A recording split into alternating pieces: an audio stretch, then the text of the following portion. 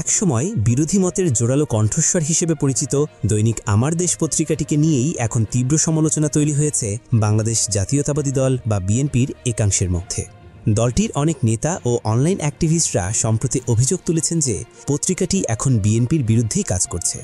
এই উত্তপ্ত পরিস্থিতির মাঝেই পত্রিকাটির সম্পাদক ড মাহমুদুর রহমান তার নিজের কলামে বিষয়টি নিয়ে খোলামেলা আলোচনা করেছেন। সেখানে তিনি বিএনপির এই ক্ষোভের কারণ এবং তার নিজের অবস্থান তুলে ধরেছেন। কি বলছেন তিনি, চলুন জেনে নেওয়া যাক। নিজের পত্রিকায় লেখা এক কলামে সম্পাদক মাহমুদুর রহমান এই বিতর্ক নিয়ে মুখ খোলেন। তিনি উল্লেখ করেন, বাংলাদেশে ছাত্র জনতার বিপ্লবের পর নির্বাসন থেকে দেশে ফিরে তার প্রধান লক্ষ্যই ছিল আমার দেশ পত্রিকাকে পুনরায় চালু করা। বহু বাধা পেরিয়ে এক যুগেরও বেশি সময় পর যখন পত্রিকাটি আবার আলোর মুখ দেখে, তখন তিনি এবং তার সহকর্মীরা একটি অসাধারণ পরিতৃপ্তি লাভ করেন। তিনি স্বীকার করেন, পুনঃপ্রকাশের পর গত 6 মাসে পত্রিকাটি যেমন প্রশংসা কুড়িয়েছে, তেমনি তীব্র তিরস্কারেরও শিকার হয়েছে।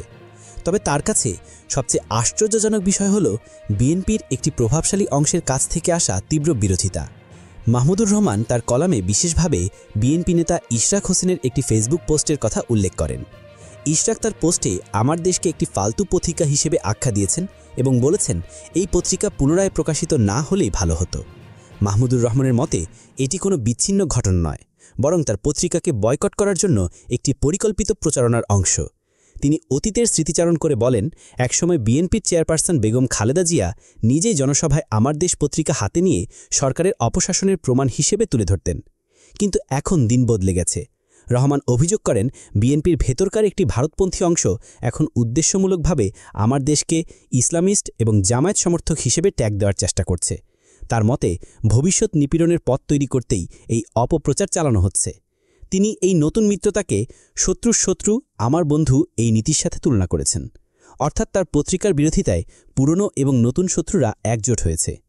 কলামের শেষে ড মাহমুদুর রহমান তার সাংবাদিকতার মূলনীতি অত্যন্ত স্পষ্টভাবে তুলে ধরেন। তিনি বলেন, তিনি কখনো কোনো রাজনৈতিক দলে লেজুরবৃত্তি করেননি।